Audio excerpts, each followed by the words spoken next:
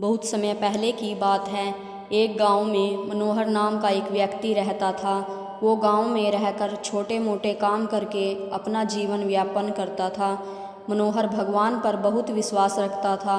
गांव में जब भी किसी के साथ कुछ अच्छा होता तो वो मंदिर जाकर भगवान से हमेशा उस चीज़ के लिए धन्यवाद बोलता। लेकिन गांव में जब किसी के साथ कुछ बुरा होता तो वो भगवान के सामने जाकर उनसे सवाल करने लगता। सवाल करने के बाद वो अक्सर ये बोलता कि भगवान, आपने उसके साथ अच्छा नहीं किया। अगर आपकी जगह मैं होता तो सब कुछ ठीक कर देता। मनोहर के सवाल करने की सादत से तंग आकर एक दिन भगवान उसके सामने प्रकट हो गए। उन्हें देखकर मनोहर आश्चर्य से भर गया। भगवान बोले, मनोहर, तुम हमेशा किसी का बुरा होने पर मेरे पास आकर मुझसे सवाल करने लगते हो और ये सोचते हो कि अगर तुम मेरी जगह होते तो सब कुछ सही होता। जैसा तुम सोचते हो ये सब उतना आसान नहीं है। मुझे हर किसी के लिए सही व्यवस्था करनी पड़ती है।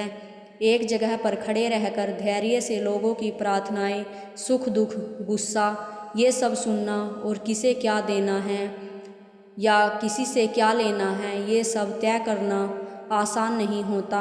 मनोहर बोला, प्रभु, आपका काम तो आसान है। आपकी तरह मैं भी दिन भर धैर्य के साथ एक जगह पर खड़े रहकर ये सब कर सकता हूँ। मनोहर की बात सुनकर भगवान बोले, ठीक है, अगर तुम्हें लगता है कि तुम ये सब कर पाओगे तो आज पूरे दिन मेरी जगह खड़े रहकर तुम मेरी ज़िंदगी जियो।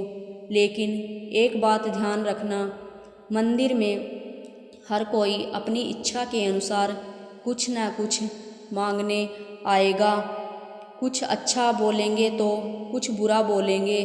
तुम्हें बस उनकी बातें सुननी है और धैर्य के साथ अपनी जगह पर चुपचाप खड़े रहना है और अपनी तरफ से कुछ भी नहीं करना। मनोहर मान गया और एक दिन के लिए वो भगवान की जगह पर खड़ा हो गया। थोड़ी देर बाद गांव का एक धनी व्यक्ति मंदिर में आया और भगवान से बोला, प्रभु, मैं अपना कारोबार दूसरे गांव में भी करने जा रहा हूँ। आप मुझ पर अपना आशीर्वाद बनाए रखना। प्रार्थना पूरी करने के बाद जब वो धनी व्यक्ति भगवान के पैर छूने के लिए नीचे झुका तो उसकी जेब से पैसों की एक गड्डी गिर गई। उसने उस पर ध्यान नहीं दिया और चला गया। भगवान की जगह पर खड़ा मनोहर ये सब देख रहा था और उसने सोचा कि उसे पैसे गिरने की बात बता देनी चाहिए, लेकिन शर्त के अनुसार उसने ऐसा करना उचित नहीं समझा। उसके जाने के तुरंत बाद मंदिर में एक गरीब व्यक्ति आया और उसने भगवान से कहा, प्रभु, गरीबी के कारण मेरे परिवार को 2 वक्त की रोटी मिलना भी मुश्किल हो गया है और ऐसे में मेरी माँ भी बीमार हो गई है। उसके इलाज के लिए भी मेरे पास पैसे नहीं हैं। प्रभु, मेरी मदद कीजिए।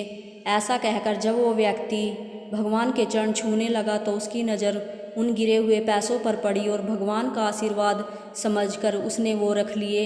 मनोहर इस बार भी कुछ नहीं बोला और उसने गरीब व्यक्ति को वो पैसे ले जाने दिए।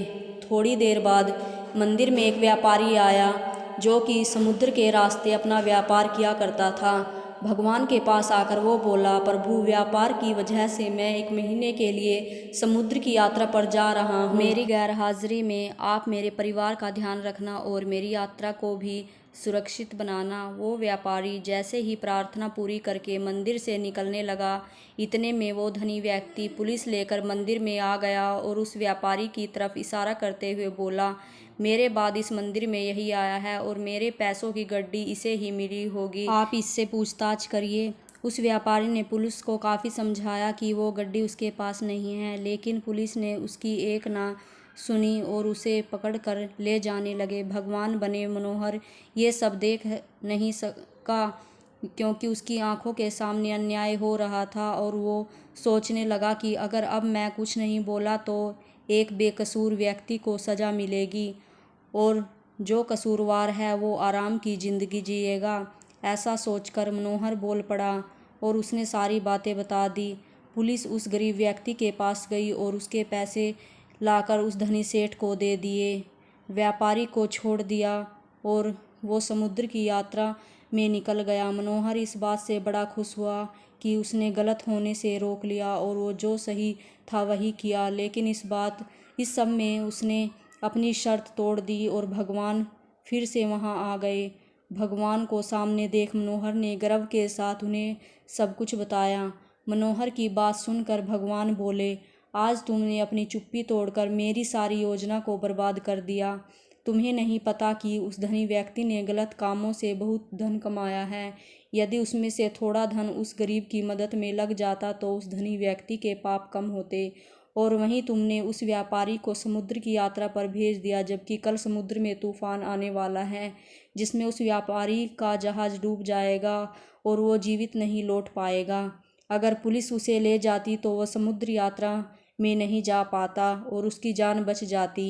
वहीं दूसरी तरफ वो गरीब व्यक्ति उन पैसों से अपनी माँ का इलाज करा लेता, लेकिन अब वो जेल में बंद है जिसकी वजह से उसकी माँ का इलाज नहीं हो पाएगा और वो दुनिया से चल बसेगी। उसका परिवार अब और भी बदतर जिंदगी जीने पर मजबूर हो जाएगा। तुमने सब कुछ ठीक करने के चक्कर में सब कुछ बिगाड़ दिया है। ये सब सुनकर मनोहर को एहसास हो गया कि जो भी ऊपर वाला करता है उसमें किसी न किसी का भला ही होता है और दूसरों के लिए एक सीख होती है। भगवान हर किसी के जीवन के बारे में सोचकर ही अपनी योजना बनाते हैं और उनके जीवन को चलाते हैं। भगवान की जगह लेना किसी इंसान के लिए आसान नहीं। मनोहर मन ही मन बहुत दुखी हुआ और भगवान से माफ़ी मांगकर वहाँ से चला गया। ऐसी और कहानियाँ देखने के लिए चैनल को सब्सक्राइब करें।